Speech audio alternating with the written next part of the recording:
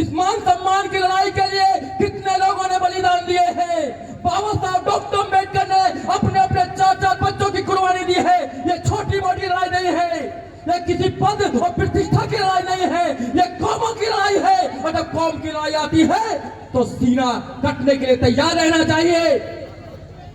आज इन लोगों ने जो प्रोग्राम किया है, सब लोगों को बुलाने का काम किया है, अच्छी बात है, प्यार से हमें रहना चाहिए, मगर हमें अपना रास्ता भी तय करना चाहिए कि हमें कहां जाना है। हमारे लिए कौन सुरक्षित कर सकता है अपने आप को। जो सरकारें बुद्ध की बात करती है, बाहर जाती है तो बुद्ध की बात करती है, मगर भारत में बुद्ध के खिलाफ युद्ध छेड़ रखा है। हमें समझना चाहिए, जब तक हम समझेंगे नहीं, जब तक बात बनने वाली नहीं है। साथियों, समय कैसा चल रहा है, वो खुलेआम कह रहे हैं कि तुम्हारे संविधान को खत्म करना चाहते हैं। वो छुपा नहीं रहे हैं, वो कह रहे हैं कि तुम्हारे संविधान को खत्म करना चाहते हैं, मगर और दूसरे लोग जो हैं वो कोई भी स्टेटमेंट नहीं देते हैं। केवल एक नेता है पूरे देश के अंदर, बहन कुमारी मायावती, जो कहती है कि आप संविधान खत्म करेंगे, हम आपको खत्म कर देंगे इस देश से। आपने अगर संविधान से हाथ लगाया तो आपकी खैर नहीं होगी। वो संविधान को क्यों खत्म करना चाहते हैं? संविधान क्या कहता है? बाबा साहब डॉक्टर अम्बेडकर ने आप लोगों के लिए संविधान बनाया। संविधान क्या चाहता है?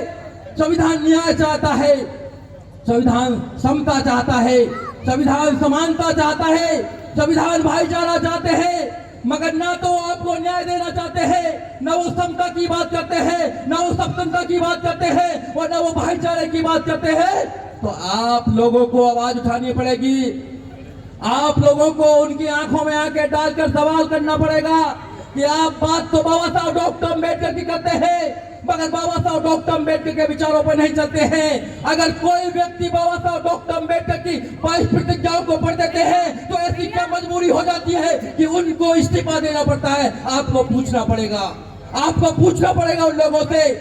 हम लोग भी पूछने का काम करते हैं।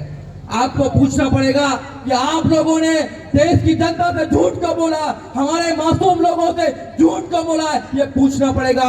जब तक हमारे लोग जागरूक नहीं होंगे, अम्बेडकरवादी बनना आसान नहीं है। मैं हमेशा कहता हूँ, IAS, PCS, doctor, engineer, professor, जज, वकील बनना आसान होगा, मगर अम्बेडकरवादी बनना आसान नहीं है। अम्बेडकरवादी आदमी को लोहे के चने चबाने पड़ते हैं, हर वक्त परीक्षा देनी पड़ती है, क्योंकि ये रास्ता ही ऐसा है, ये रास्ता ही ऐसा है। अगर रास्ता बाबा साहब डॉक्टर अम्बेडकर देके गए हैं, हमारी औकात नहीं थी कि हम अच्छे कोट पैंट टाई पहन सके। धन्य बाबा साहब डॉक्टर अम्बेडकर, जिन्होंने अपने बच्चों की कुर्बानी देकर हम जैसे लोगों को तैयार करने का काम किया।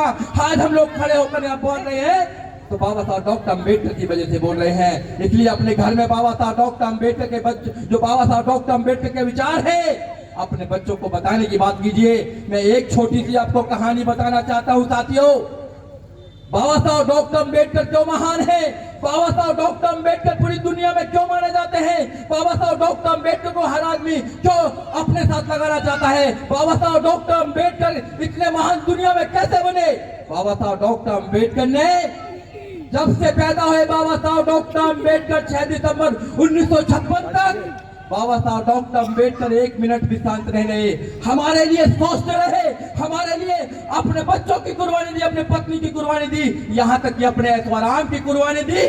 हमको आजाद कर गए, हमको विधान देकर गए, हमको संविधान देकर गए। और वो संविधान आज क्या कहता है कि गरीब का बच्चा भी इस देश में IAS बन सकता है, गरीब का बच्चा भी इस देश में PCS बन सकता है, गरीब का बच्चा भी उत्तर प्रदेश का 4-4 बार मुख्यमंत्री बन सकता है। नहीं, पहले कैसे विधान था? पहले विधान था, एक पढ़ सकता है, एक लड़ सकता है, एक व्यापार कर सकता है, और सब सबकी सेवा करेंगे। जब बाबा साहब डॉक्टर अम्बेडकर को मौका मिला तो बाबा साहब डॉक्टर अम्बेडकर की कलम ने लिखा कि सब पढ़ सकते हैं, सब लड़ सकते हैं, सब व्यापार कर सकते हैं, और सब सबकी सेवा कर सकते हैं। ऐसे थे बाबा साहब डॉक्टर अम्बेडकर। न्याय प्रिय थे बाबा साहब डॉक्टर अम्बेडकर। हम लोग न्याय प्रिय हैं, हम देश से मोहब्बत करते हैं, देश की निर्माण हम करते हैं। सड़क से लेकर सर तक का निर्माण कौन करता है? हमारे लोग करते हैं। सुबह सुबह सफाई कौन करता है देश की? हम लोग करते हैं। देश के निर्माण में जितना हाथ हमारा है, जितना बलिदान हमारा है, किसी का नहीं है। पहले भी देश लुटता था, पहले भी लुटेरे आते थे, देश को लूट कर ले जाते थे। आज भी सरकारों के माध्यम से देश को लूटा जा रहा है। कोई 9,000 करोड़ लेकर लूट कर चला जाता है लंदन के लिए। विजय माल्या जैसे लोग, मोदी जैसे, अरविंद मोदी जैसे लोग पूरे देश को लूट कर लेकर जा रहे हैं। क्यों नहीं रोक रहे लोग? क्यों नहीं रुक रहे? वैसे तो कहते हैं कि हम आपको 5 किलो अनाज देने का काम करेंगे। क्या हमारा यही वास्ता है? क्या हमारा यही हैसियत है कि केवल 5 किलो अनाज के लिए हम अपने बच्चों की आजादी कुर्बान कर दे, अपने बच्चों के एजुकेशन को कुर्बान कर दे? नहीं कर सकते हैं। आपको बाबा साहब डॉक्टर अम्बेडकर के विचारों का पुत्र बनना पड़ेगा, क्योंकि बाबा साहब डॉक्टर अम्बेडकर ने आपके लिए सब कुछ दिया था। और सबसे ज्यादा ताकत जो है वो आपके अंदर राजा बनाने की ताकत है। जब आप राजा बना सकते हैं तो अपना राजा क्यों नहीं बना सकते हैं? क्यों नहीं राजा बना सकते हैं? धर्म की रक्षा उनकी होती है जिनका राजा होता है। जब भी तुम्हारा राजा बना, सम्राट अशोक बने तो धर्म की रक्षा हुई। बहन जी सरकार में आई तो आपके धर्म की रक्षा हुई, और अगर दोबारा भी बहन जी आएंगी तो आपके धर्म की रक्षा होगी। कोई करने वाला नहीं, कोई करने वाला नहीं है। कातिल से आप रहम की भीख मांग रहे हैं और कह रहे हैं कि हमको माफ कर दीजिए, हमारा कत्ल नहीं कीजिए। जब भी मौका मिलेगा कातिल को आपको काटेगा, आपके बच्चों के एजुकेशन को खत्म करेगा, रोजगार को खत्म करेगा, न्याय को खत्म करेगा, स्वतंत्रता को खत्म करेगा, आपके हर चीज को खत्म करने का काम करेगा, यहाँ तक कि आपके संविधान को भी खत्म करने का काम करेगा। तो कातिलों से रहमत की उम्मीद मत कीजिए कि कातिल रहम की उम्मीद करेगा। अगर आपको अपने बच्चों के भविष्य को बचाना है, एजुकेशन को बचाना है, सम्मान को बचाना है, तो अपने पैरों पर खुद खड़ा होना पड़ेगा, नहीं तो बात बनने वाली नहीं है। साथियों, और भी वक्ता है, मैं ज्यादा समय नहीं लूंगा क्योंकि बहुत सारे वक्ता बुलाए हुए हैं और आप भी काफी देर से बैठे हुए हैं। मगर साथियों, आपको समझना पड़ेगा, अब इंतहा हो गई है, इससे ज्यादा और कुछ नहीं हो सकता देश के अंदर। यहां पर 90% लोगों को केवल गरीब बनाया जा रहा है, केवल गरीब। ये केवल फाइनेंशियली आपको पहले गुलाम बनाना चाहते हैं, फिर उसके बाद में मेंटली गुलाम बनाएंगे और सब कुछ कर देंगे। अभी भंते जी और बात भी कर रहे थे, अंधविश्वास की बात कर रहे थे। अंधविश्वास में तो आपने देखा है कि कितने लारे बाबा छोड़ रखे हैं इन लोगों ने। ये सरकार से पोषित लोग हैं। सरकार चाहती है कि हमारे लोग ना पढ़ें, सरकार चाहती है कि हमारे लोग बैंड से ना सोचें, सरकार चाहती है कि इन लोगों का डेवलप ना हो, सरकार चाहती है कि इनके बच्चे आगे ना बढ़े। जब सरकार ही चाहती है, जब सरकार ही आपके बच्चों को आगे नहीं बढ़ाना चाहती है, तो ये लड़ाई और ज्यादा कठिन हो जाती है। इसलिए आपको समझना होगा, हम समय समय पे आते रहते हैं, आपके मोहल्लों में आते रहते हैं, हम मीटिंग करते रहते हैं, कार्ड देते रहते हैं, आप सब लोगों को समझाते रहते हैं कि बाबा साहब डॉक्टर अम्बेडकर की बात कौन करता है, बाबा साहब डॉक्टर अम्बेडकर के विचारों पर कौन चलता है, बाबा साहब डॉक्टर अम्बेडकर के सपनों का भारत कौन बनाना चाहता है, बाबा साहब डॉक्टर अम्बेडकर के संविधान को सुरक्षित कौन करना चाहता है। हम आपको बताते रहते हैं, आपको बखूबी पता है, आप समझदार हैं, मिशनरी साथी हैं कि एक ही व्यक्ति, एक ही पार्टी है जो बाबा साहब डॉक्टर अम्बेडकर के संविधान को बचा सकती है। और मुझे कोई गर्व, मुझे कोई शंका नहीं है कहने में, उसका नाम है बहन कुमारी मायावती, उस पार्टी का नाम है बहुजन समाज पार्टी। अगर मैं झूठ बोलूं तो बताइए आप लोग, जब भी मौका मिला बाबा साहब डॉक्टर अम्बेडकर को स्थापित करने का काम किया, जब भी मौका मिला। और आप लोगों ने अगर आगे भी मौका देने का काम किया तो वादा है आप लोगों से, बाबा साहब डॉक्टर अम्बेडकर के पुत्र हैं हम लोग, बाबा साहब डॉक्टर अम्बेडकर की बात करते हैं, समझौता करने वाले लोग नहीं हैं। ये सर कट तो सकता है मगर समझौते के लिए तैयार नहीं हो सकता है। ऐसे लोगों को, ऐसे नौजवानों को तैयार कर रहे हैं जो बाबा साहब डॉक्टर अम्बेडकर के संविधान की रक्षा भी करें, देश की रक्षा भी करें और धर्म की रक्षा भी करें। ऐसे लोगों को तैयार कर रहे हैं। साथियों, पीर पर्वत से हो गई है, पिघलनी चाहिए।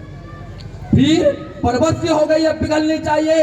अब हिमालय से कोई नई गंगा निकलनी चाहिए, अब हिमालय से कोई नई गंगा निकलनी चाहिए।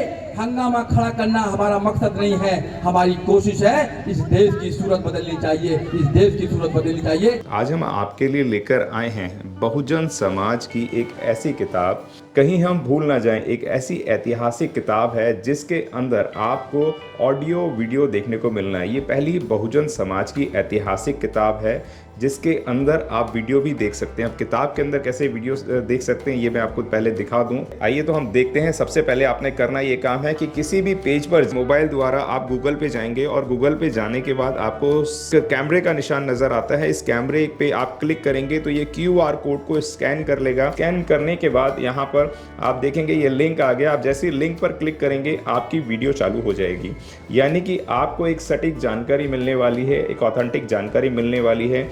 बहुजन समाज की पहली ऐतिहासिक किताब है जिसके अंदर आपको तमाम महापुरुषों की जानकारी मिलने वाली है। आप इस किताब में देख पाएंगे तथागत सम्यक बुद्ध जिनकी पूरी जीवनी आपको मिलने वाली है, महान सम्राट अशोक जिनका जीवनी आपको इसके अंदर पूरी मिलने वाली है, संत कबीर दास, संत शिरोमणि गुरु रविदास, सम्राट मीर भोज जिन्होंने इतिहास रचने का काम किया, गुरु घासीदास बाबा, वीरांगना झलकारी बाई, वीरांगना उदा देवी पासी, नागेली वीरांगना की कहानी, एकलव्य जिसका अंगूठा काट लिया था धोखे से, चोखा मेला हरिचंद ठाकुर, ज्ञानदीप छत्रपति शाहूजी महाराज, बिरसा मुंडा, ज्योतिबा फूले, माता सावित्रीबाई फूले, फातिमा शेख, EV रामास्वामी, स्वामी अच्युतानंद, बाबा साहब डॉक्टर BR अम्बेडकर जिनका मूल ग्रंथ आपको इसमें छोटी सी किताब में मिलने वाला है। आप ऑडियो भी देख सकते हैं, वीडियो भी देख सकते हैं।